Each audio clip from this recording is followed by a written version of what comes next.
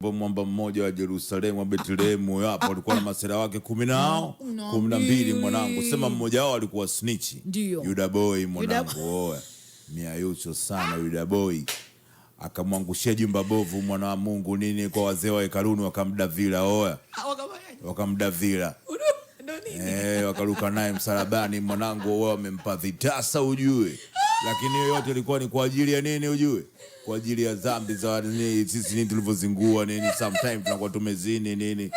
Ndio imekuja kuzibeba zile, unaona mwanangu. Oya, Jesus mwamba sio mwamba. Washikaji wanatikia oya, Jesus mwamba sio mwamba.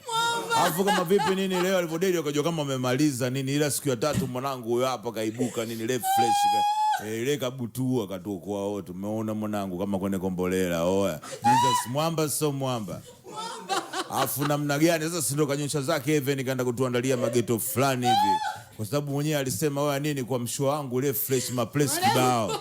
Oya, afu baadaye nikishamaliza nini kukamilisha nini kama vipi kitengo nakuja kukuchukueni.